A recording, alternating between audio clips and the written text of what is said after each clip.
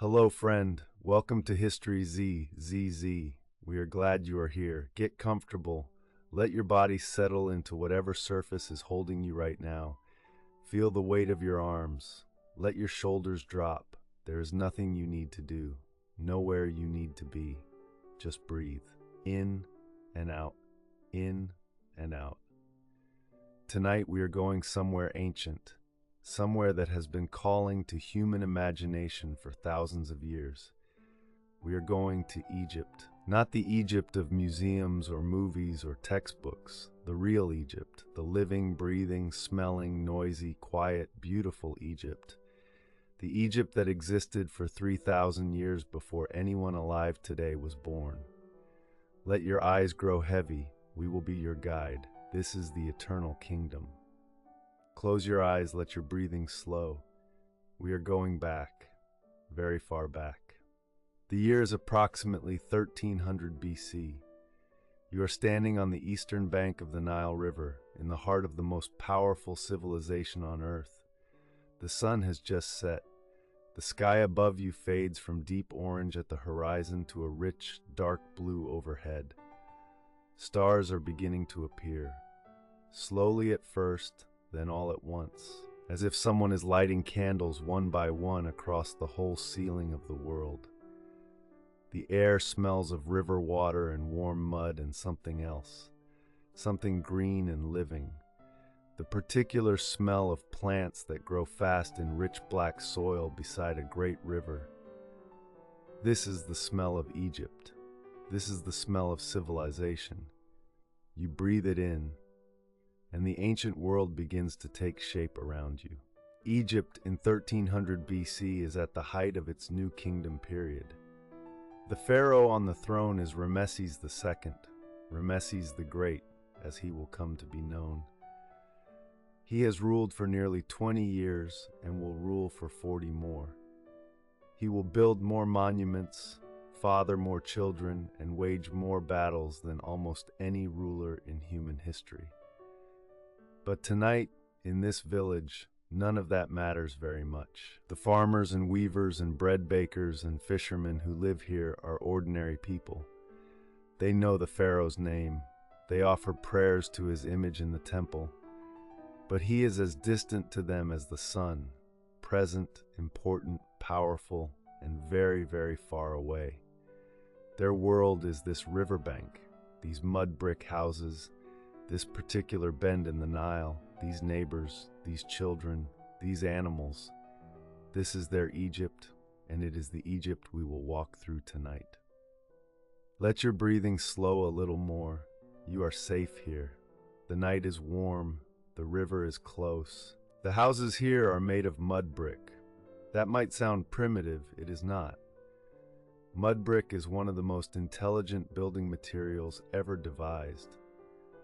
It is made from the Nile's own black silt, thick, dense, mineral-rich soil that the river deposits along its banks each year during the flood season.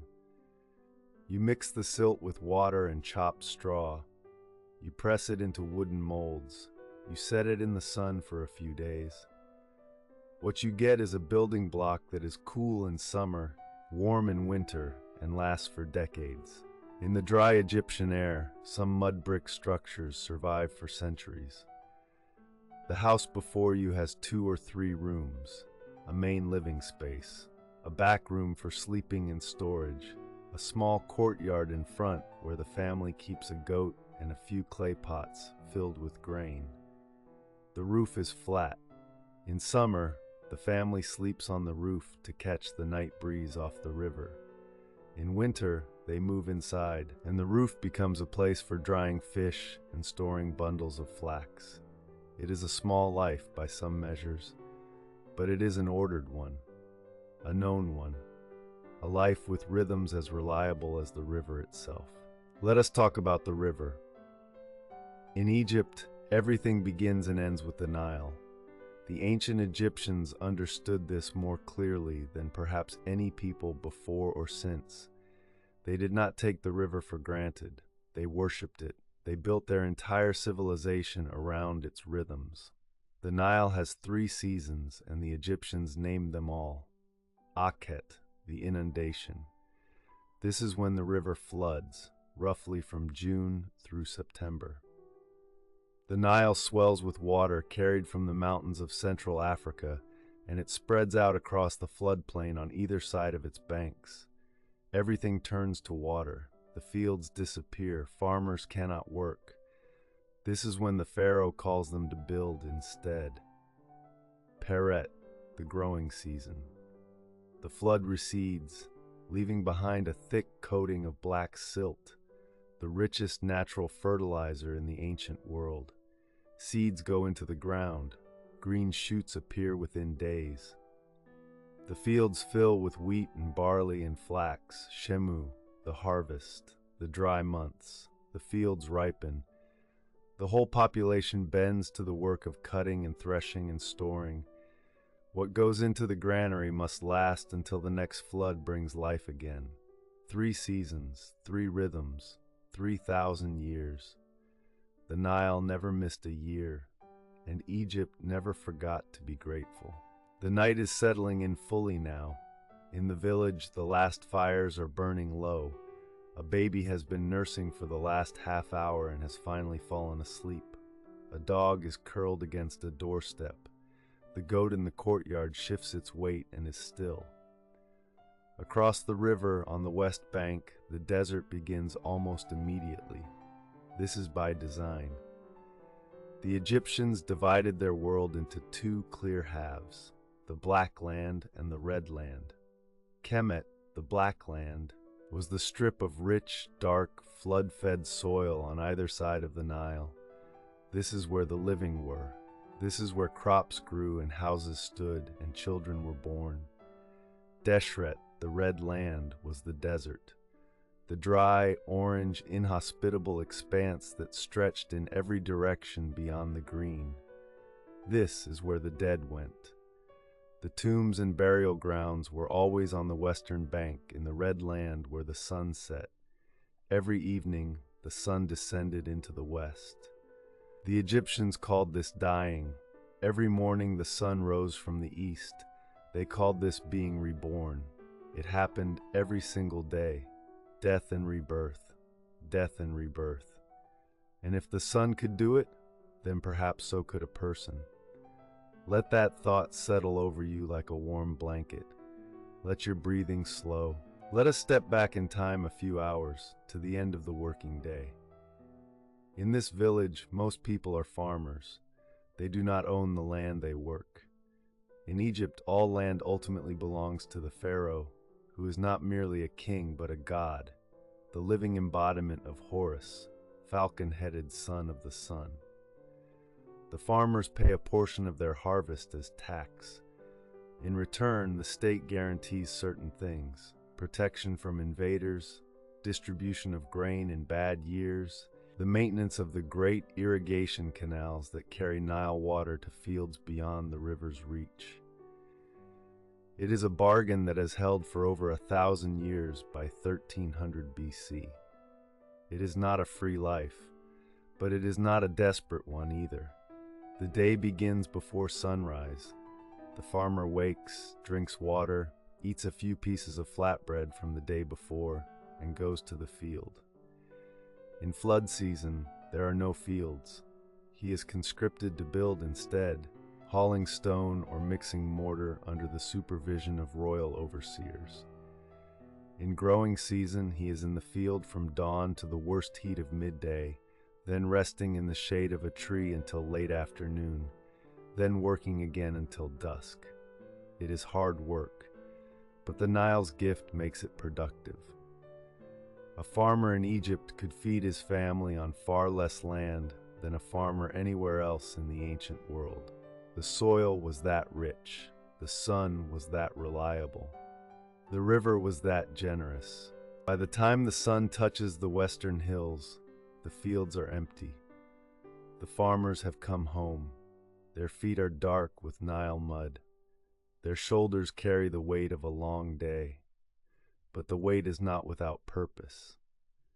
In the courtyard, a woman has spent the afternoon baking bread.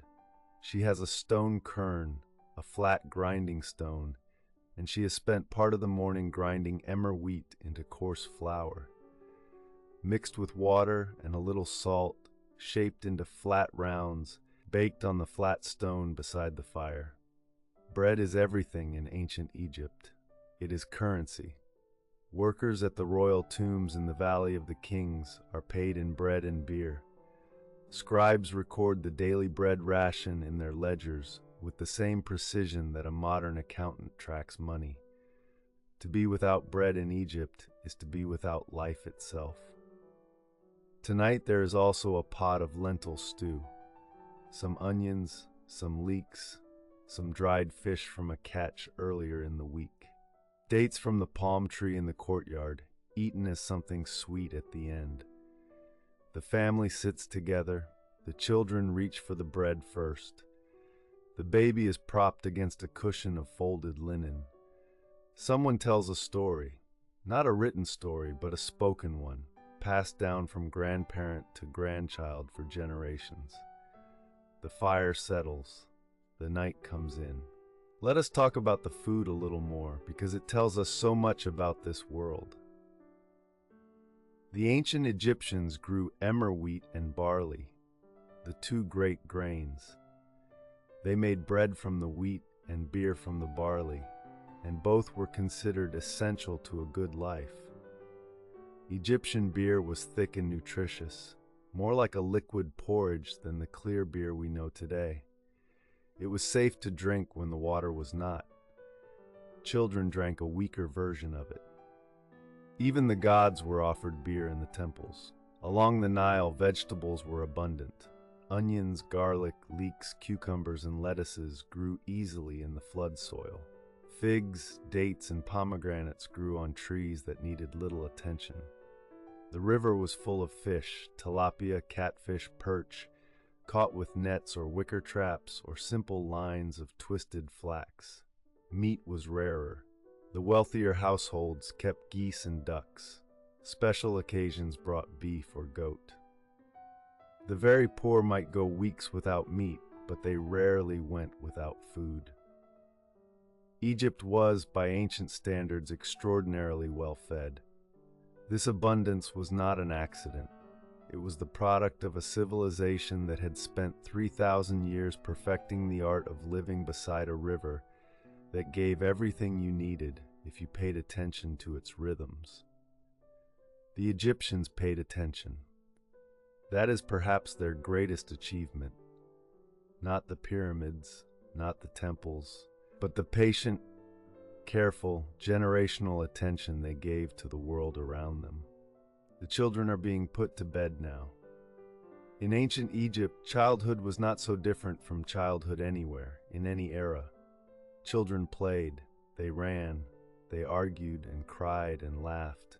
They had toys, wooden animals on wheels, small dolls made of painted clay, balls stuffed with papyrus strips. They also worked. From early ages, children helped with whatever the family needed.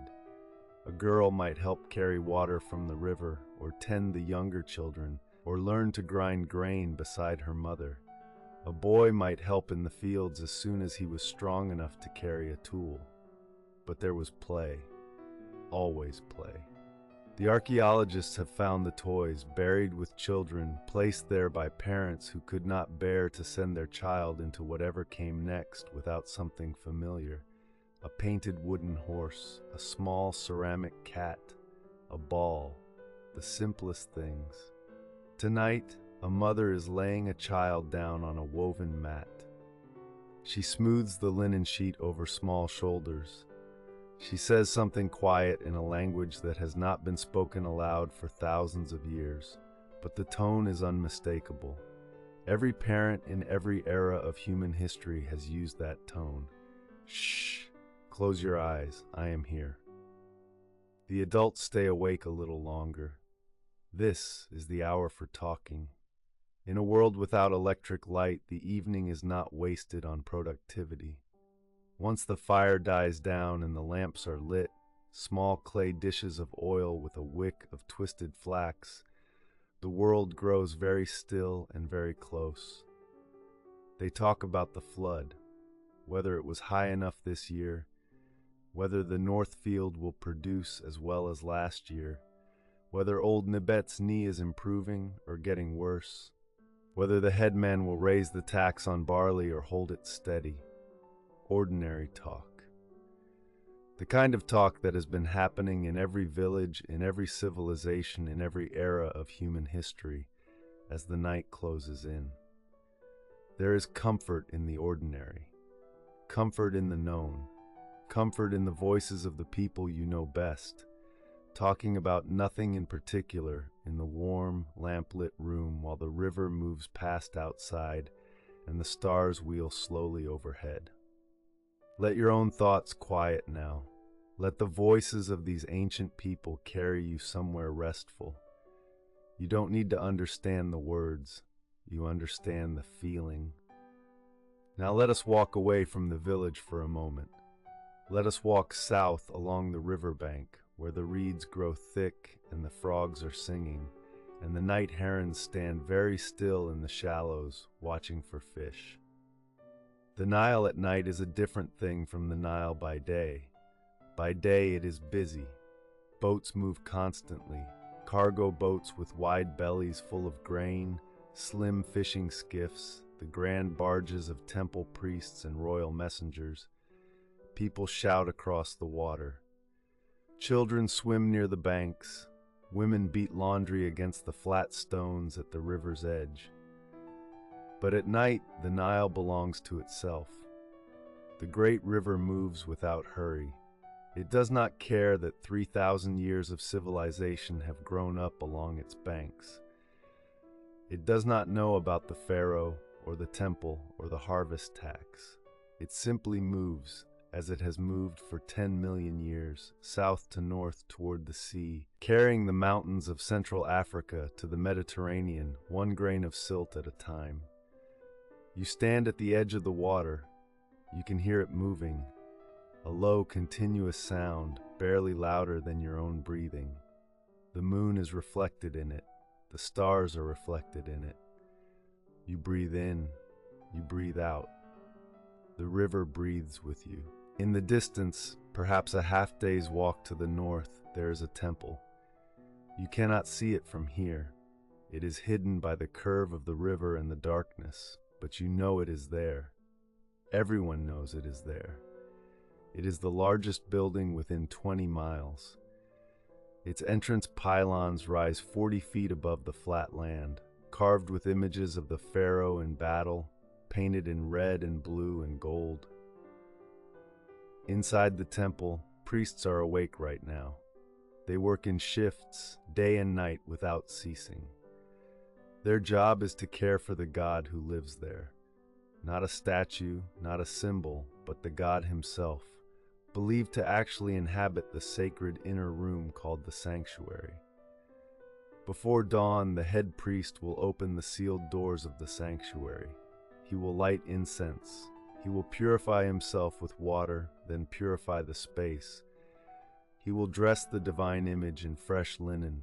He will offer a meal, real food, real beer, real flowers. He will speak the ancient prayers. Then he will seal the doors again and leave no trace of his footsteps in the dust. This ritual has been performed every single day for over 1,000 years by 1300 BC. It will continue for another 1,000 years after this night. 2,000 years of daily devotion, the same prayers, the same incense, the same sealed door, the same darkness inside. Some things are so old they become part of the world itself. Let us talk about the gods for a moment, because in ancient Egypt the gods were not distant. There were hundreds of them. Not all of them were worshipped everywhere. Each region, each city, each village had its favorites. But a few were universal. Ra, the sun god, the great mover of the sky, who sailed his solar boat from east to west each day and then journeyed through the underworld each night, fighting the serpent Apophis so the sun could rise again in the morning. Every sunrise was a victory. Every sunset was the beginning of the battle. The Egyptians never took the morning for granted. Osiris, god of the dead and of resurrection. He had been murdered and dismembered by his brother Set, reassembled and brought back to life by his wife Isis. His story was the story of death and renewal, grain dying in the ground and growing again, the Nile dying and flooding and returning. He was the promise that things would come back. Hathor, goddess of love and music and beauty. She was often depicted as a cow or as a woman with cow horns and a sun disk between them. She was joyful. She was the one who met the souls of the dead and offered them water and shade. She was gentle.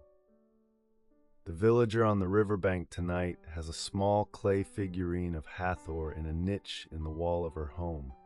She touched it when she woke this morning. She will touch it before she sleeps. It is not grand religion. It is the simple, daily act of reaching out towards something larger than yourself and asking to be held. The night is at its deepest point now. In the village, almost everyone is sleeping. The fire in the courtyard is down to embers, a faint orange glow visible through the courtyard gate. The dog has moved closer to the warmth. The goat is perfectly still. On the river, a single boat moves through the darkness. A fisherman who works at night, setting traps for the fish that rise toward the surface in the cool hours. He rows without a sound, his paddle barely disturbing the water.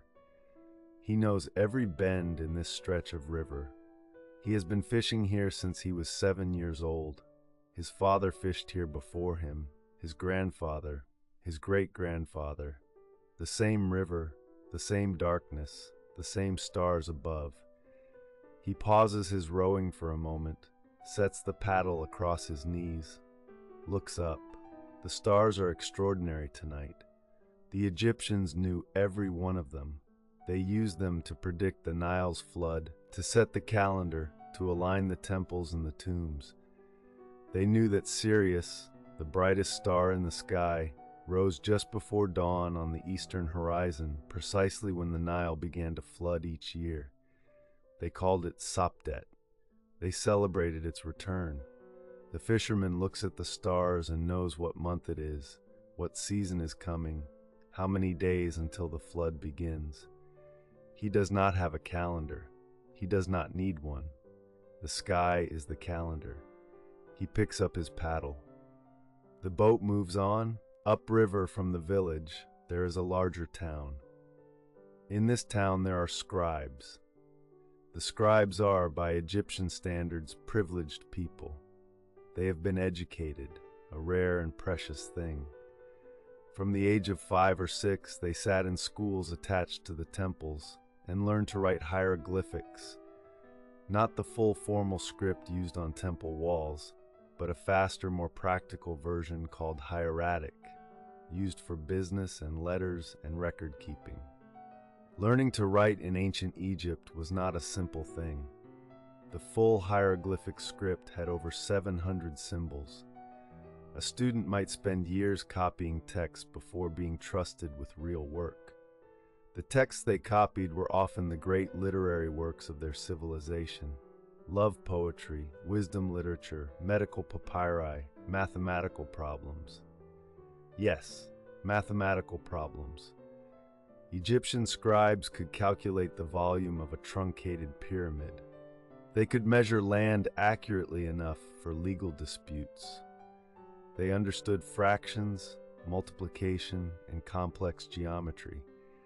They had been doing so for over 1,000 years before the Greeks were born. Tonight, one of the scribes has stayed up late by lamplight. He is copying a medical text, a long papyrus scroll filled with remedies and diagnoses and surgical instructions that have been passed down for generations. His brush moves steadily across the papyrus. The lamp gutters. He trims the wick and continues. It is important work. Knowledge must be kept. Knowledge must be passed on. The night is long and there is much to copy. Let your breathing slow now. You have walked a long way through this ancient night. The village, the river, the temple, the fisherman, the scribe. But there is one more place to visit before we let the darkness close in fully. To the west, across the Nile, where the desert begins, there is the Valley of the Kings. This is where the pharaohs were buried. Not in the Great Pyramids. That was an older tradition, abandoned centuries before our night in 1300 BC. The pharaohs of the New Kingdom were buried in secret tombs cut deep into the limestone cliffs of this valley, hidden from the robbers who had already emptied the older pyramids long ago. The valley is quiet tonight. It is always quiet here. The workers who cut and painted the tombs live in a special village nearby, Deir el-Medina, the workers' village, where they have their own small world, their own fights and marriages and courts and love affairs. We know so much about them because they wrote everything down. Notes on limestone flakes called ostraka. Who was absent from work today and why? A man who had to help with mummification of relatives. Another bitten by a scorpion. Another simply listed as brewing. They were real people, complicated people. People who complained about their bosses and worried about their children and wrote love poems to people they were not supposed to love. Their voices have survived 3,000 years. They are speaking to us now. Here is a love poem. It was written in Egypt about 3,000 years ago, found on a papyrus in a city called Deir el-Medina. The name of the person who wrote it is not known. We have only the words. It goes something like this. My heart is not yet happy with your love. Not 1/15 of what I desire is satisfied. See how beautiful you are. Your eyes are full of the Nile when it is at its highest. My heart runs after you like the rushing of the floodwaters. If only I could be the ring on your finger, I would be there always, and you would never set me aside. 3,000 years. The longing is identical. The metaphors are different. We would not compare our beloved's eyes to a flooding river, but the feeling behind the words is exactly, precisely, completely the same. We are not so different from the people who built the temples. We are not so different from the fishermen on the dark river. We are not so different from the mother who smoothed the sheet over her child's shoulders and said in a language no one speaks anymore, "Shh. Close your eyes. I am here." 30 centuries is not such a long time. Not when the heart wants the same things. The sky is beginning its slow rotation now. From this latitude, on this night, the stars move from east to west, just as the sun does, slowly, imperceptibly, but moving. In 4 or 5 hours, the sky will begin to lighten in the east. In 6 hours, the sun will crest the horizon and Ra will have won his battle with the serpent once more. The day will begin, the birds will start, the fields will receive their workers, but that is later. For now, there is only this, the river moving. The stars holding their ancient positions, the village sleeping, the fisherman completing his last trap line of the night, the scribe setting down his brush, the whole civilization resting, 3,000 years of it, resting. All that engineering and art and prayer and poetry and agriculture and mathematics and love and loss and building and rebuilding, all of it, tonight, simply breathing, simply being, simply here, as you are here now, simply breathing, simply being. Let the ancient world hold you for a moment. It has been holding people for a long time. It knows how. There is something worth knowing about how Egypt ended. It did not fall the way empires usually fall, not in a single catastrophic battle, not in a sudden revolution. Egypt was conquered many times, by Nubians, by Persians, by Greeks, by Romans. Each conqueror came in and almost without exception did the same thing. They adopted the costume of the pharaohs. They rebuilt the temples. They made offerings to the Egyptian gods.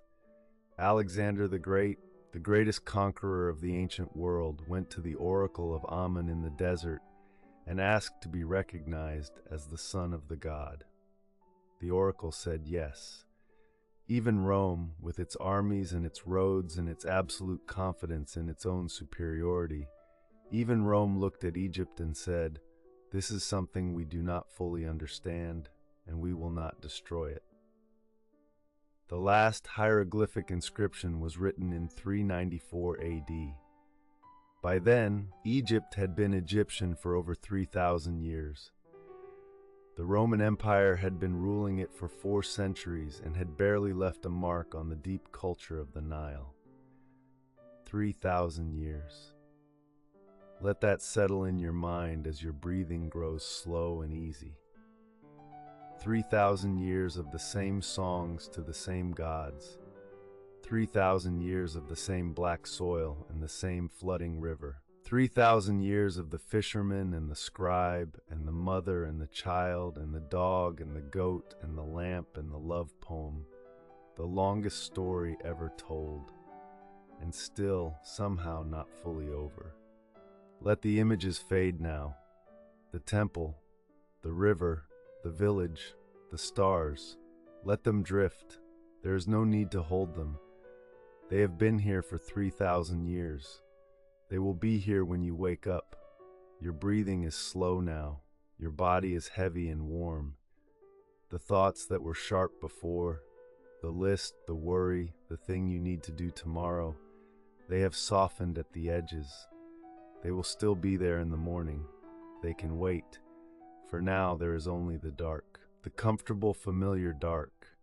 The dark that the Egyptian farmer knew, and the scribe and the fisherman, and everyone who has ever closed their eyes and let the day release them. You are in very good company, the best company, all the sleepers of all the centuries, breathing together in the dark. Thank you for being here tonight. Thank you for traveling to the ancient world with us. Sleep well, rest deeply. The Nile is still there. It will be there when you wake up. This has been History ZZZ. We will see you next time. Good night.